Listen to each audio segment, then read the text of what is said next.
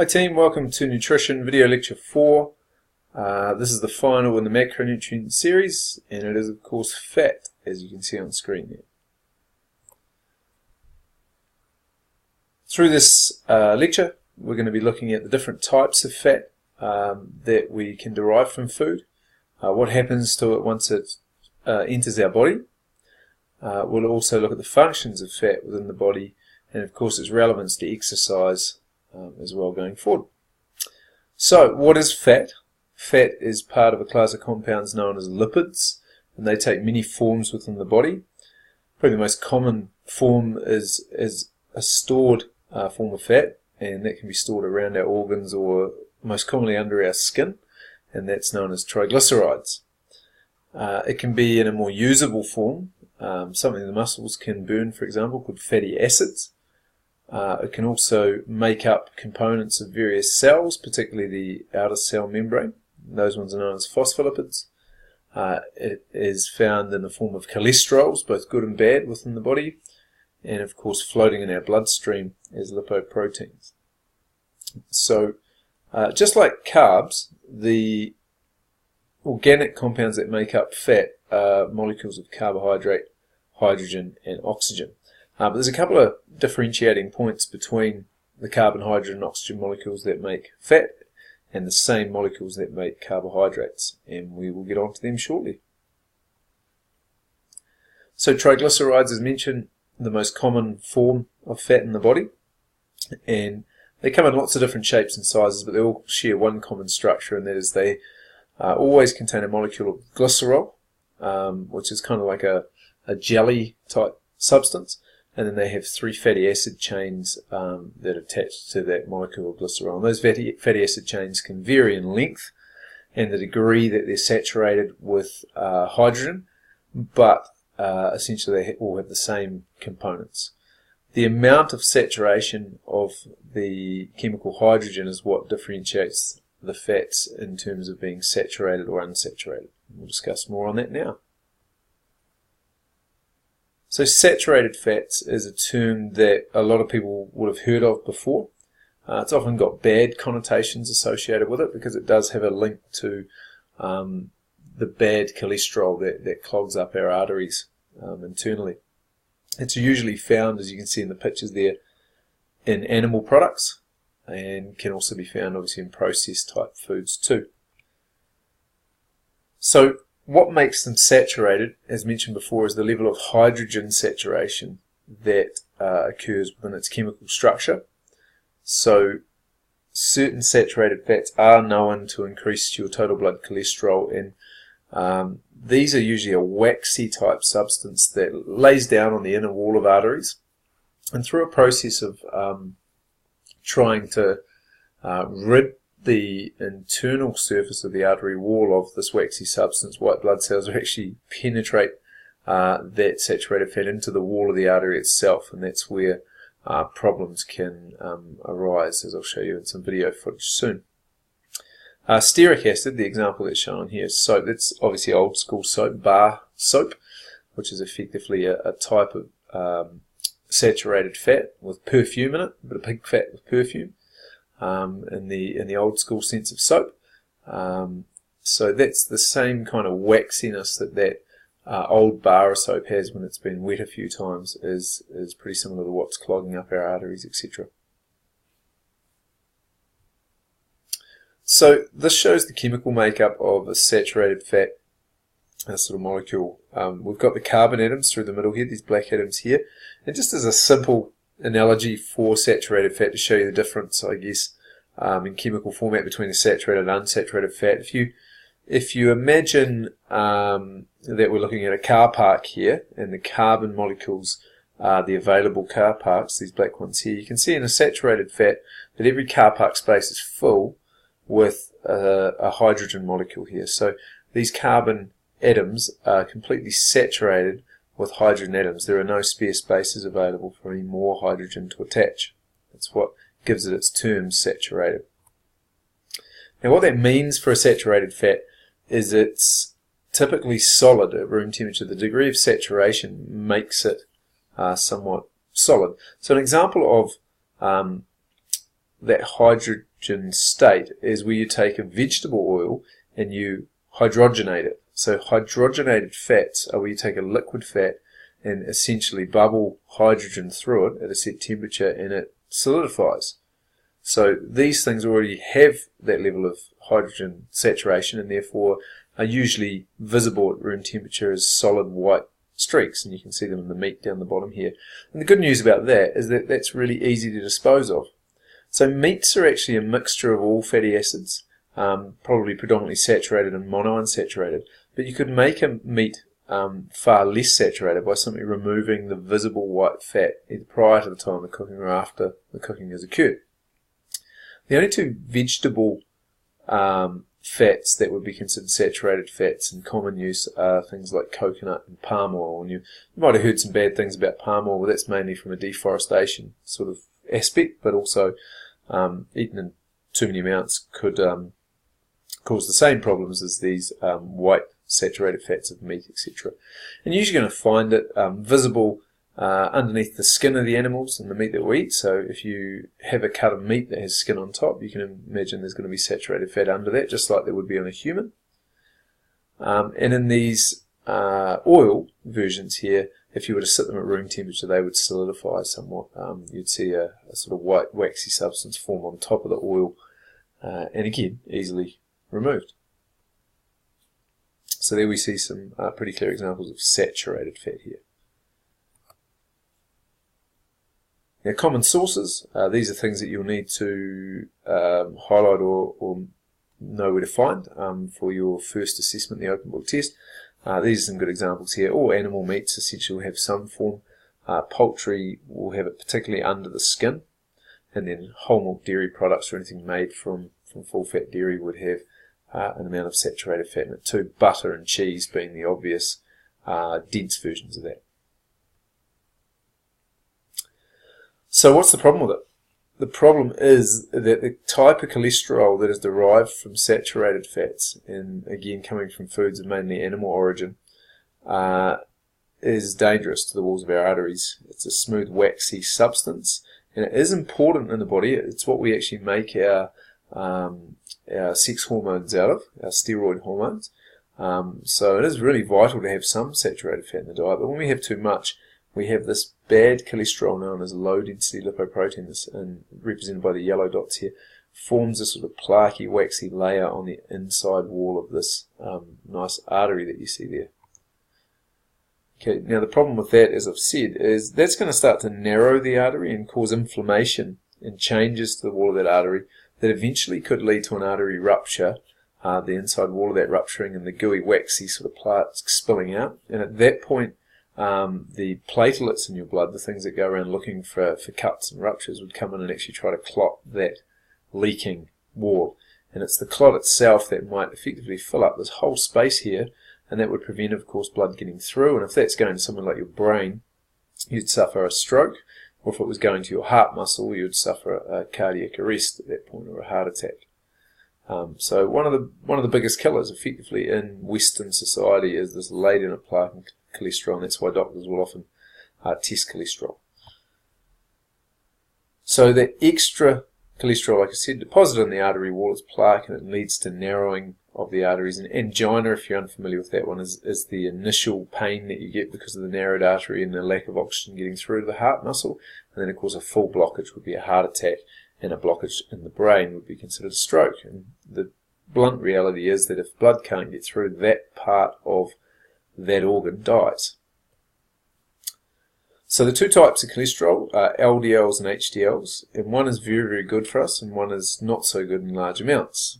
The low-density lipoproteins carry the waxy type cholesterol through the blood and deposited in the cells and in the artery walls, whereas the HDLs, the high-density lipoproteins, pick up this waxy type cholesterol that's been deposited and take it back to the liver, and we can process it and remove it.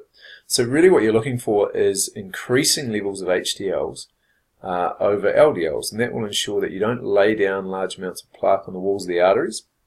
And if you do lay any down, then good levels of HDLs will come around and clean it up before it's absorbed into the wall of the artery and causes its big problems.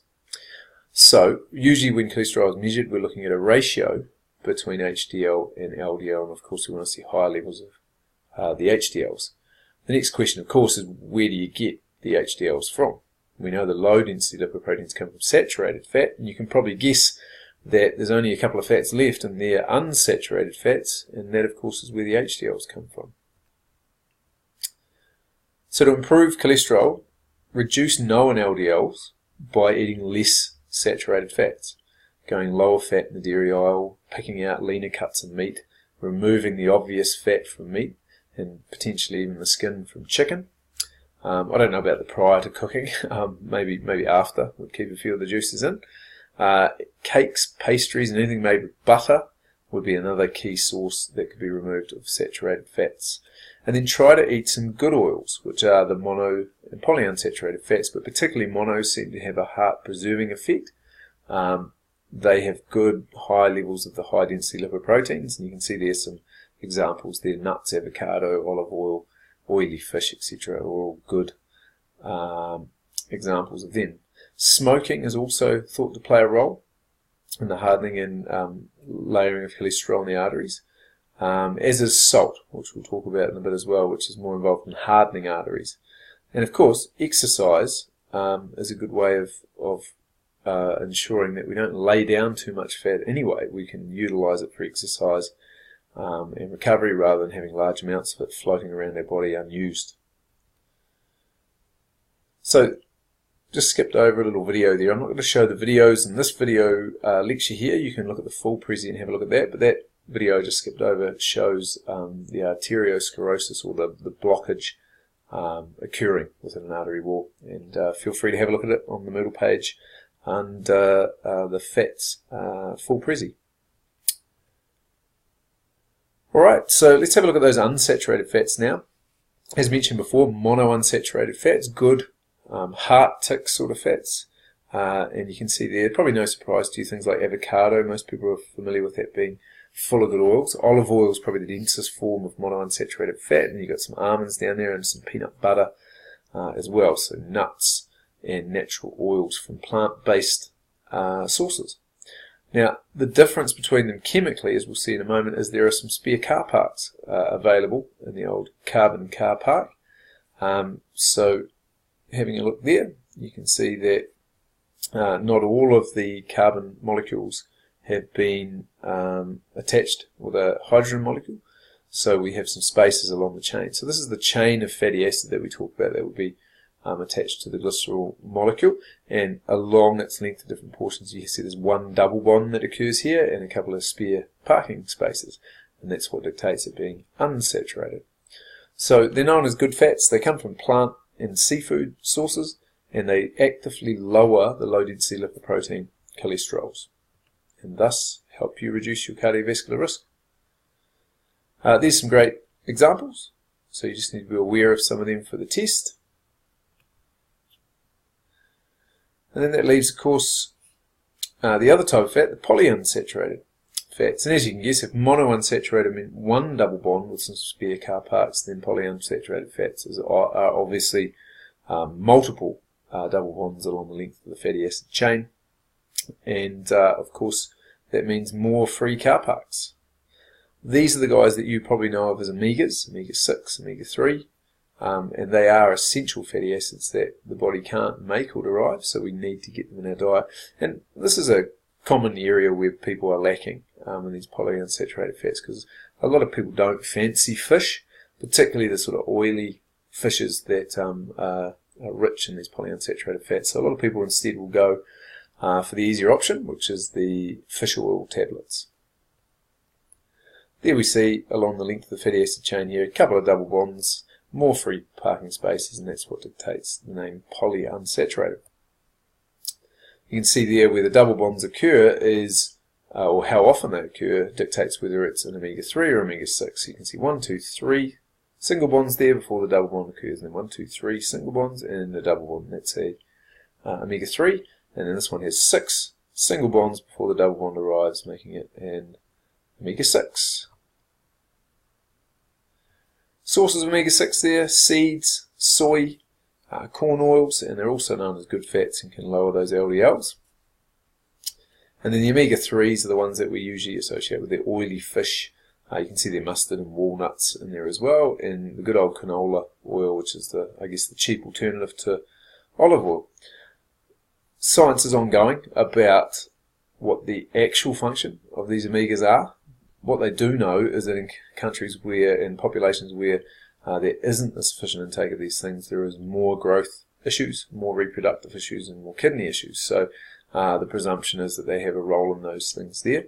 They may also be indicated with helping your immunity and warding off illness and certain cancers and cardiovascular disease, as well as common skin complaints. So a lot of research going into these things. The hard thing is to separate them essentially from the vitamin and mineral content that's found with them as well, to know that it is the omegas and not the other things that are causing these beneficial effects. But regardless of that, good to eat, and something that your body can definitely benefit from.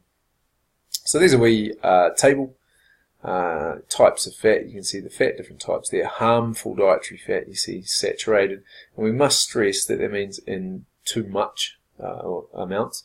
The monos and polys are always considered good, but of course if you eat too much of these good fat-containing foods as well, you may have too many calories in the diet, with fat being 9 calories per gram. Doesn't mean you can just eat all the avocado you like, and you certainly shouldn't sit around drinking, glasses of olive oil either. You'll also notice this guy here, trans fats. This is definitely the worst of all. Okay, so while we would say eat saturated fat in moderation, trans fat we should try and cut out of the diet altogether. You can see that it's found in hydrogenated vegetable oils, things that we've taken and turned into a solid. So we're talking margarines, shortening, and those kind of things. It's probably also used because it's very cheap. Vegetable oil, much cheaper than expensive meat fats, and things like pastries and pies, commercial cakes, biscuits, and of course anything that's deep fried. They're not going to use beef talon anymore, or anything that comes from actual expensive animal fats. It's going to be your cheaper bog standard vegetable oil, and that process of deep frying will effectively hydrogenate that oil. That stuff is real dangerous, because your body, while it can recognize that as saturated fat, because we effectively have that under the skin in our bodies, it has no clue what this chemically altered fat is or what it's for. And it's been indicated in some really serious incidences of cholesterol raising, and of course visceral fat around your organs and interpenetrating organs. So we should definitely be on the lookout for trans fats in the types of foods that I've mentioned there. Okay. So, yep, there's the wee breakdown of the trans fats there. We're basically talking about an oil that's had hydrogen bubbled through it until it's solidified, and while it has some benefits for manufacturers in terms of shelf life and that kind of thing, it's not really viewed as a natural fat.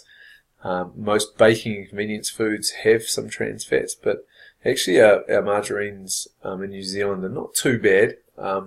They've got some pretty regulated laws around trans fat use in those.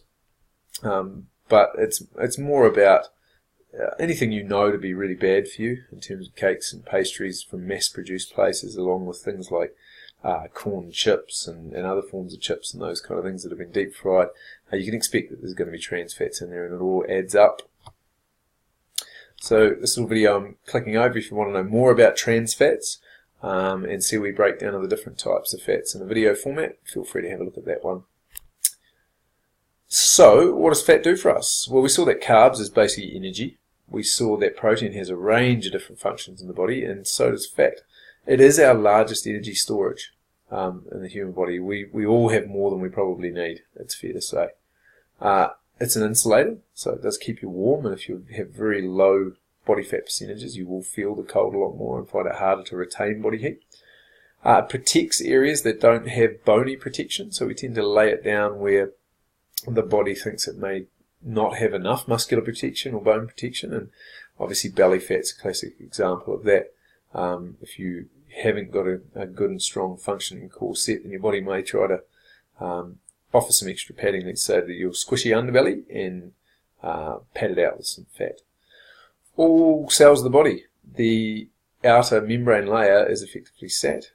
Anything that needs thickening within the body, whether it be snot or other liquids, etc., would be emulsified using fat. and it is also a source of our fat-soluble vitamins. In fact, they are forms of lipids, these vitamins, and we'll talk about them in a later micronutrient lecture. But the fat-soluble vitamins, if you're wondering, are vitamins D, E, K, and A. So what happens when we chuck it in our mouth? We obviously chew it and break it down, try to separate it from the other macronutrients like carbs and protein. And then the real action really starts when it gets to the stomach, and of course we mix it with the acids within the stomach and water, and we start to try and break it down into sort of absorbable units. The liver will also aid this, so often once it's come out of the gut, it's still not in a state that will easily absorb into the bloodstream. So the liver produces bile, which then goes is a very strong acid, which comes out and really goes to work on those fat molecules. By the time we get to the large intestine with food, fat and cholesterol, the only fat and cholesterol you're going to see in the large intestine ready for exit is anything that's been trapped in fibre.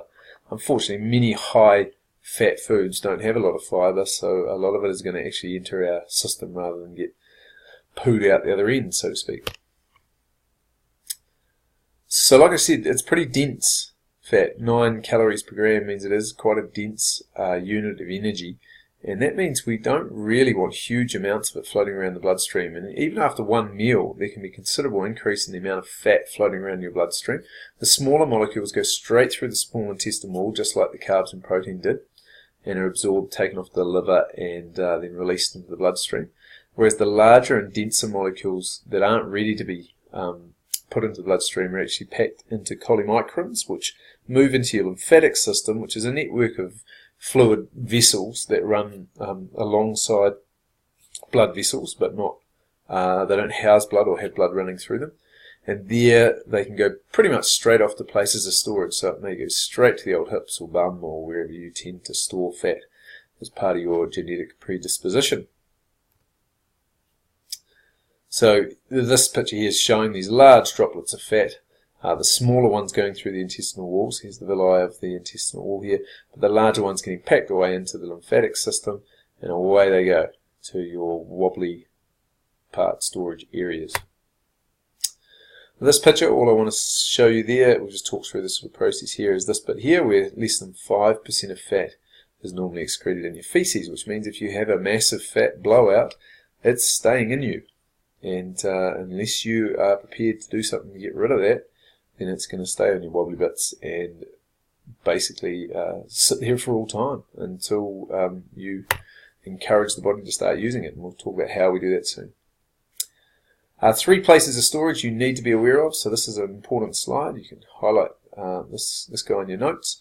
3 places, obviously under your skin is body fat, so that's subcutaneous, under skin adipose tissue, and also more dangerously visceral deposits which are found around your organs. So it actually not only wraps around your organs and is stored in the fascial spaces around organs like your kidneys and liver, etc., but it can actually interpenetrate your organs as well when things get really bad and affect the function of them. We do find fat stored in the muscle as intramuscular triglycerides, which is good because that means that they're available to use as fuel in the right circumstances. And as mentioned, they provide the outer layer for virtually every cell of the body. So how much should we be eating? What should we be eating? Let's have a look. Total fat intake, surprisingly, and a lot of people see this figure and go, wow, really? 30%? More than protein. Protein, if you remember, was somewhere between 12 and 20% of an average person's intake, whereas fat can be up to 30% of energy intake. It's mainly a reflection of the fact that it has double and more the calorie content of protein. So it's not like you eat twice as much fat. You actually eat slightly less fat than protein, but it yields twice as many calories, which therefore makes up twice as many percentage points on the total energy intake. Probably best to have a mixture of saturated fats and the good fats. Probably aim for about 2/3 unsaturated to 1/3 or slightly less saturated fat. How are we doing? Average New Zealand intake is about 33% fat, men roughly eating about 95 grams a day and women 67 grams a day. A good guideline would be about a gram per kilo of body weight a day if you're happy with the amount of body weight you have.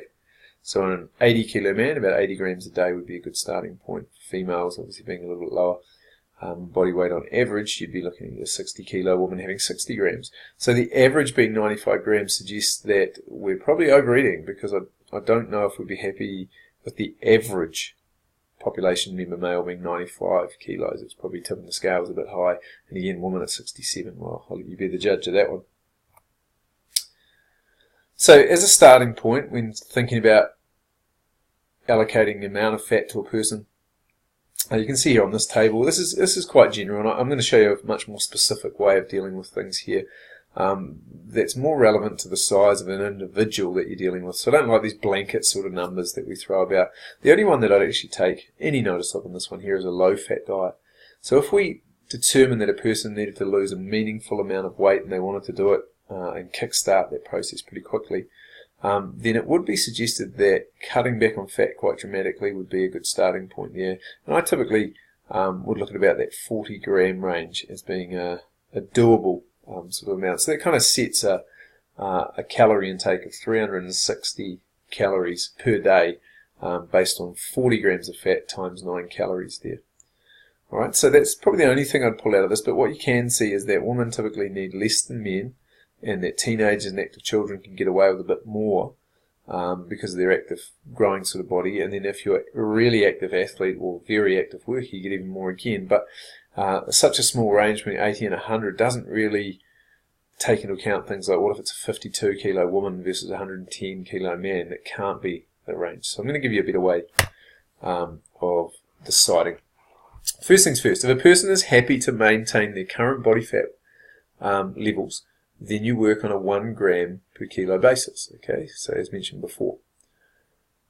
If a slight body fat reduction is a goal, this is really common, let's be honest, of most of us, even people that are pretty thin to look at, were to be honest with ourselves and say, could we do with reducing a little bit of body fat, or would that be desirable? Then the answer is probably yes. Then what you can do is decrease that by up to about 15%. That's a decrease of 15% below the 1 gram per kilo marker there. The easiest way to do that is to take the 15% off the 1 gram figure, which would make it 0.85 times your current kilos, and that would start a small reduction in fat that would hopefully over time start to reduce a little bit of body fat, because it would create a slight calorie deficit. So a lot of people would probably work off this 0.85 figure rather than the 1 gram if we're honest with ourselves.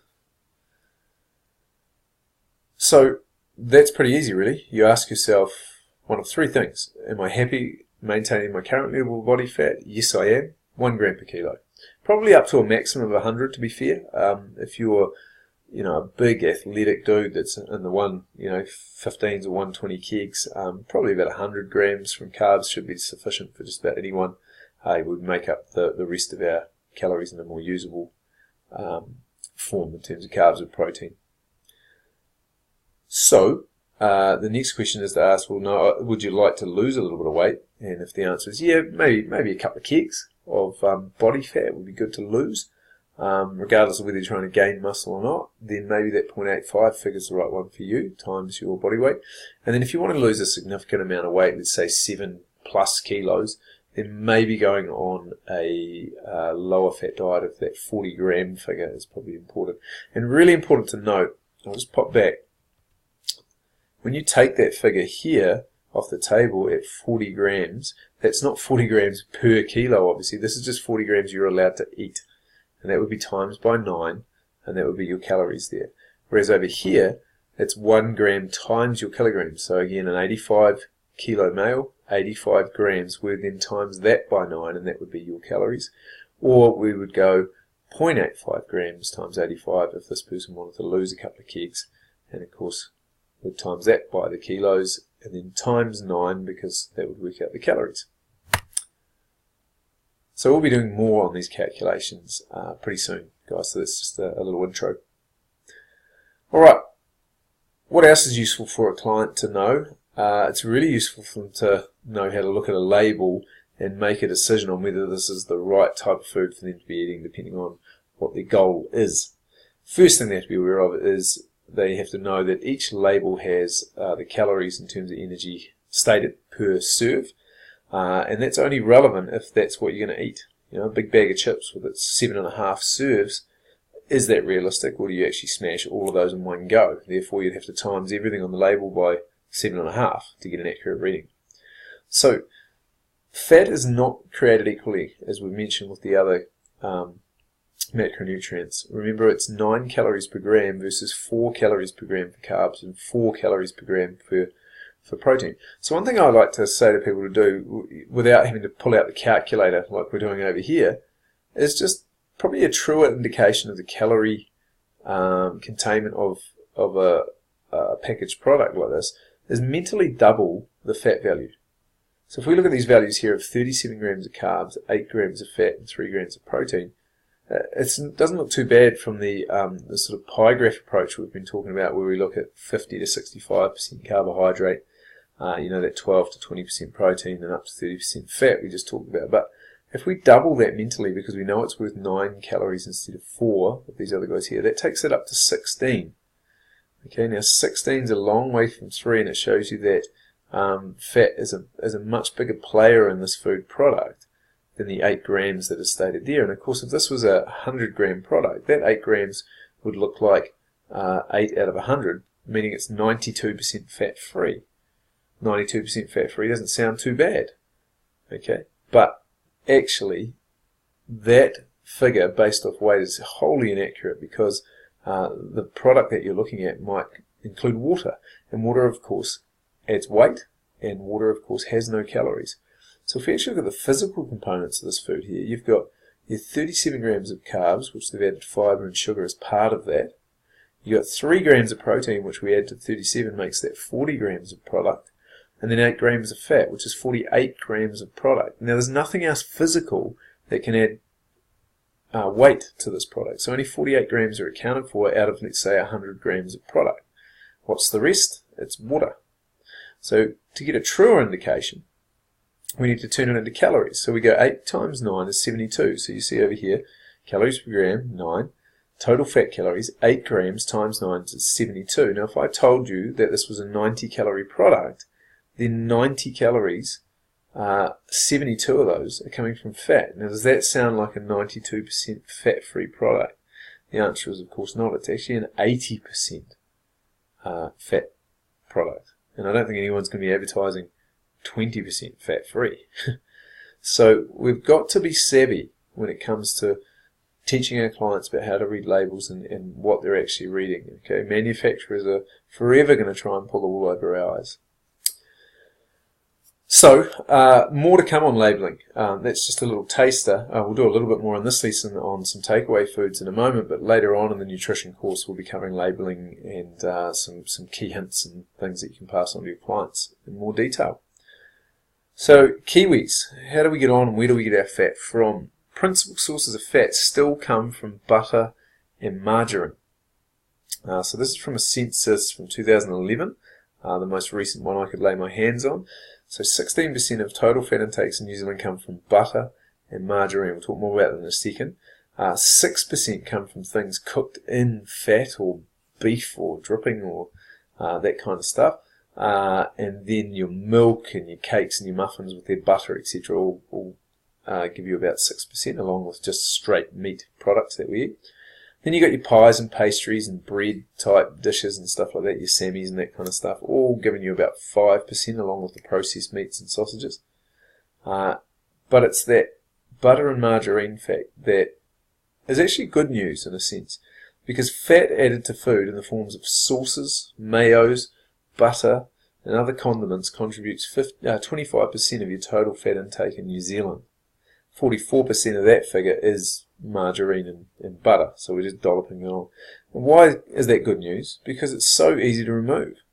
If 25% of your fat intake could be reduced simply by changing what you put on food after you've cooked it, then that's actually a good thing. It's not hidden away out of sight in the foods that we're eating. We're actually consciously daubing it onto our foods once it's been cooked. So we need to find either low-fat forms of those sauces that still have taste, and everyone complains that it doesn't taste as good when it doesn't have fat, and that's true, but it only takes your body a number of days to adjust to a taste. Your taste buds will adjust, And I can't tell you how many people when Diet Coke first came out said they would never touch another can of it. It tasted awful. And now I know people that will never go back and drink a full-fat Coke because they don't like the taste. So your taste buds will change, no question. And that's good news. It means we can look at those condiments that we're eating and just go, right, we need to look at the back of these condiments and see how much fat's in them, and then we can dramatically reduce our calorie intake. And if we're really honest with ourselves, we know where our high intakes of fat are coming from. You either know that you're actively seeking out good oils to put into your diet, like nuts and avocados and stuff, or you know that you're eating a bunch of crap and it's laden with fat. What's the problem with having a continually high-fat type diet? Well, number one is there are huge links between high-fat diets and obesity just simply because of excessive calorie intake. We've already talked about the links between cholesterol and saturated fat, and that relates also to hypertension because narrower arteries mean the heart has to work harder to pump the thicker, fattier blood through the body. We've talked about the heart disease issues, and just to give you another visual of a blocked artery, on the left here we have a nice wide open artery space for blood to flow through, and on the right here that's been reduced down to this little white squished sort of opening here. And all of this here is the build-up of fatty plaque that's found within that wall. Now, I'm suggesting that this person's either dead or is in a very bad state when this internal sort of picture was taken. Can there be any benefits to eating high amounts of fat? Yeah, if you're eating good fats, and you're coming in under your calorie requirements, then diets high in omegas have been proven to have very good preservation tendencies for the cardiovascular system, in particular by lowering those cholesterol levels and reducing the thickness of your blood, which reduces the tendency to clot. What about going low fat? Well, there's something we should talk about here. There's an abundance of low fat products that have been offered when fat was talked about as the enemy, and things have moved onto sugar more recently. But the problem is when you take out fat from a product, you've got to fill the volume of the product with something, and typically they move to sugar when they do that. So just because something's low fat doesn't mean it's healthy. All right, so we've got to make that distinction too. And this is where everyday people throw their hands up and say it's all too hard and I'll just eat whatever. All right, so healthy body weights are typically more associated with low fat diets. The one thing you've got to watch out a little bit for is that vitamin absorption, because you only get these vitamins A, D, E, and K from fat-containing foods, and they can only absorb with fat and be stored in fat. So there could be a suggestion that maybe vitamin absorption won't happen the way it should. However, because they're stored in body fat, when you do eat these, you can store amounts of these vitamins in your body for periods of months at a time. So you would have to be deficient in those vitamins for a decent period of time before some problems were starting to arise. Alright, so we go back to the sort of discussions we had before in carbs and protein around how much we're supposed to have of each of these macros. Now we have sort of a more complete picture, 50 to 65% carbs. Now bear in mind, this is for a person of a relatively healthy body weight who is doing forms of activity, so we've got quite a high range for carbs here. If you weren't prepared to do any activity, you could certainly lower that down at the expense of protein and raise up good lean protein in that one to keep you full and stop you eating so many calories. We've got the 20 to 30% fat and the 12 to 20% protein. From an athletic point of view, obviously higher carb and higher protein would leave less room for fat. Otherwise, in a more balanced sort of diet, when you're not doing a lot of exercise, you would probably come in the mid-range for these guys here. So how does fast food stack up? Now before we go on here, we are going to do a task later in the course. We'll pull out some fast food menus and just look at how they stack up compared to an average meal. And that's the first thing we'll note straight away. This is a large Big Mac combo, just a single Big Mac, a large fries and a Coke. Okay. Now for someone of my size and appetite, that hardly touches the side. It's very easy to eat. You can slam it into your body quickly, and I'd probably been eating another burger and some other stuff there. So this is an older figure from 2009. It hasn't actually adapted that much. The gram figures, I checked them recently, are very similar. So what do we get? We get about 1,100 calories from just that. Of that, you can see we get 135 grams of carbs, 31 grams of protein, poor source of protein, obviously, and then 47 grams of fat. And if we go back to 1 gram per kilo for maintenance, then some of the smaller people in our class, some of the smaller females, that's pretty much them. They haven't got a lot more that they can eat over the course of a whole day if they eat that meal there. And as we just mentioned, that's not a lot of food for a lot of people. So, yeah, it's very easy to see how people go way over their fat intake for that day. If you're on a low-fat diet, you can't even have that. It's 40 grams for the whole day, and you've just exceeded it. But the big thing for me here is, what isn't even a big amount of food? 1,100 calories. Well, the average home-cooked meal, if we take something like a decent-sized chicken breast, let's go 2 palms worth of chicken at about 1 inch thick. We're looking probably at about, 40 grams of protein there, a couple of grams of fat really if we take the skin off, so maybe up to 3.5, 4 grams of fat in there. We add, 3 spuds and a cup full of mixed veg, which would make a decent sized meal for most people. You're probably looking at a calorie total there of around 550, maybe as high as 600 calories in the big serve. 600 calories for that amount and volume of food, and that would keep me full. 1,100 calories for just this. And it shows it's just packed in with the almost 50 grams times 9. You're looking at 450 calories of just pure fat. Add on to that 50 grams of sugar, add another 200 calories of just pure sugar. We're up to over 650 calories worth of food, which is bigger than the meal we just had in pure sugar and pure fat. Nobody can tell me that's going to be good for you long term. However, if you look at the macronutrient splits there in terms of carbs, fat, and protein, it's not wholly dissimilar to the numbers that we were looking at before. About 50% carb, we've got about 10-15% protein, and about 20-30% fat, which falls into recommendations. So the problem with fast food is, while it might even hit the macronutrient percentages, it's obviously way too calorie dense, and it's also poor quality proteins and fats, the wrong kind. So from a health perspective, nothing that your body really wants. K-Fry, yeah, we're not going to expect to see anything different. This is the old school 2-piece quarter pack, the old potato and gravy, bread, rolled chips, and a regular pizza. Just a small regular one. Again, 1,100 calories, bam, chucked in there. We probably expect to see a bit more protein, given that it's chicken based. A few less carbs because we don't have all the buns and that kind of stuff in there. I've got a smaller drink going on too. But again, 47 grams of fat just whacked in there. None of it the fat that we're looking for. And a huge whack of calories. And again, if we look at the macro percentage splits there, we're probably better from a protein perspective there. We're probably looking more like 25% protein there. Sorry, probably just under around that 22%. A little bit more in the fat, which is in that average range that we're looking for, and then your carbs down at that sort of 52%.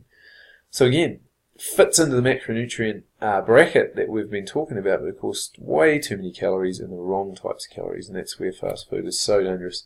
And when we get into our fast food activities later on, you're going to be shocked. You're actually going to be really shocked at just how bad a lot of these foods are, and we think we can just eat them, periodically. We can eat them a couple of times a week and that kind of stuff, no bad consequences. But man, I'm telling you, there's no substitute for food that you know how it's cooked and what it contains.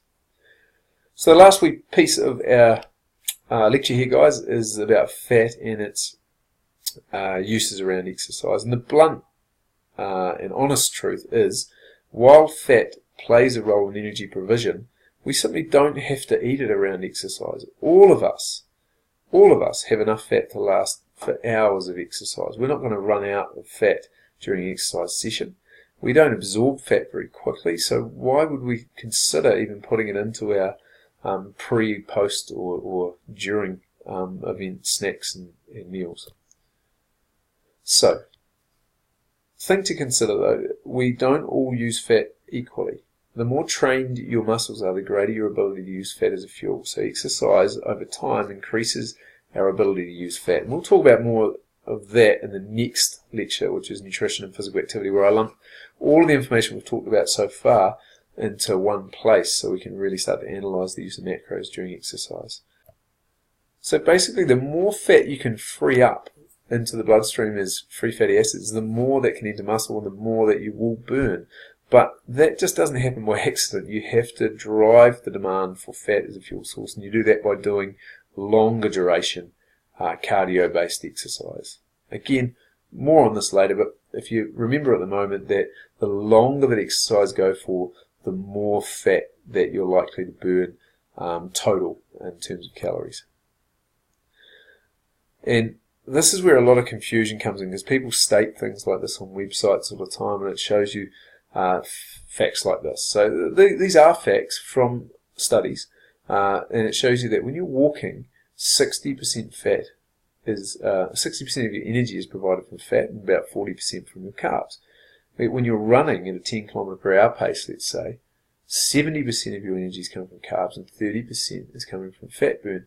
On the surface, if we're asking from that information, so what's better to do? People are going to say walking. To burn fat, you're better off walking than running. Which is true if you were prepared to walk as long as it takes to burn the same amount of calories that you would have burned during the run. So the problem with this sort of context and people taking this out of context is that they forget about total calories burned. Running for 20 minutes at the 10 km/h pace, while it burns 70% carbs and only 30% of the fat comes into play there in terms of providing fuel, those 30% of the total calories burned will probably still add up to more than the 60% of fat burned during walking if you did it over the same time period. So I'm talking a 20-minute walk versus a 20-minute hard run. You're going to burn way more calories during the run, and 30% of those calories will probably still equate to far more than 60% of the calories that you burn walking. Now again, a reminder, we don't need fat around exercise because we have heaps stored.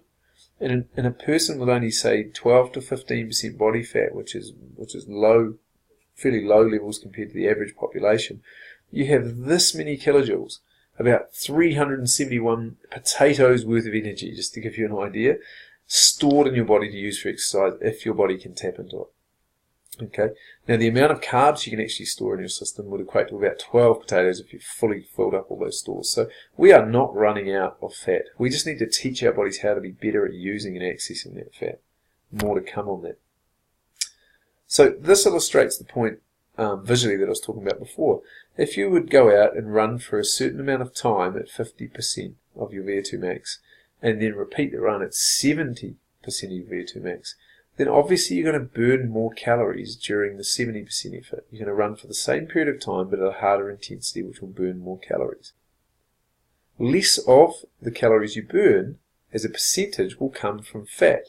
That's because you're also working at a higher intensity. We know carbs are used more the more you increase the intensity. However, even though less calories are coming from fat, more calories in total of fat are actually burned than if you were going at a lower intensity. So you can see here in the lower intensity workout, let's say it was 20 minutes at 50% VO2 max, and this person burned 146 calories, and half came from carbs and half came from fat. In the next run, we ramped them up to 70% VO2 max. They burned more calories, 60 more calories total. They burned more carbs than they did fat. But even though they burned less calories as a percentage of fat being used as a fuel, they still burned more fat calories than they would have if they'd run at 50%. So they burned more total calories. A lower percentage of those calories was fat compared to the percentage of calories burned as fat here, but more total calories were burned because there was a larger volume of calories burned total. So what do we take out of that? If you can run. If you can work at a higher intensity and maintain a decent amount of activity in terms of duration, then do that. If you can't, because you're very unfit at this point, then you're better off doing lower and slower intensity stuff, but that means you have to go for much longer before you'll get the same benefit.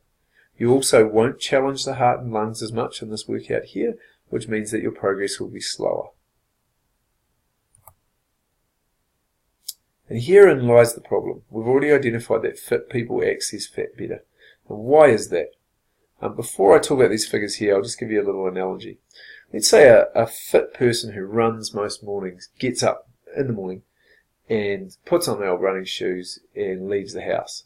They start running, their body immediately recognises this as exercise because they do it on a regular basis. The body also realises that they're not just going to run for a minute or 2 minutes. It realises that when this guy Joe, goes running in the morning, he typically runs for an extended period of time. With that knowledge in the bank, the body is far more willing to start trying to access fat stores.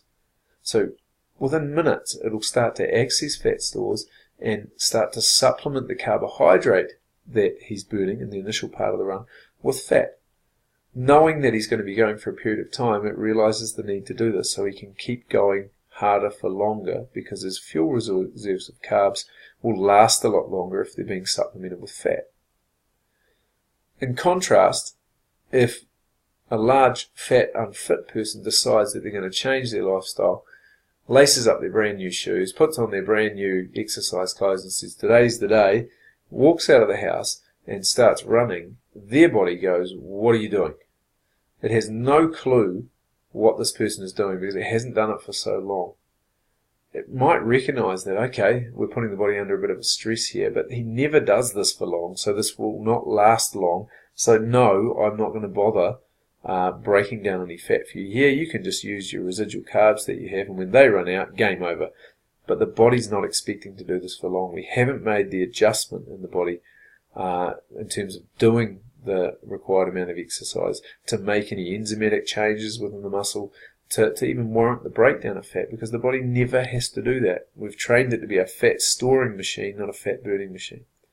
And herein lies the issue. If you look at this shows you the science behind this a little bit. Here's VO2 max on the side, percentage of VO2 max. So this is very low intensity sleep right through to high intensity sprinting, doing something really hard out.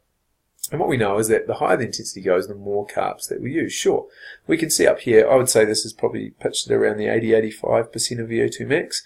We can see that this person would be burning 10% fat and 90% carbs or glucose. No surprises there. Anaerobic glycolysis. We're going anaerobic. Now we know that fat can only be burned in the presence of a constant supply of oxygen, which is aerobic in nature, and the aerobic intensities are down here a bit more. Okay. Now, in the fit person, even working at low intensities here, you can see they're burning a decent amount of fat at 60-40 going on here.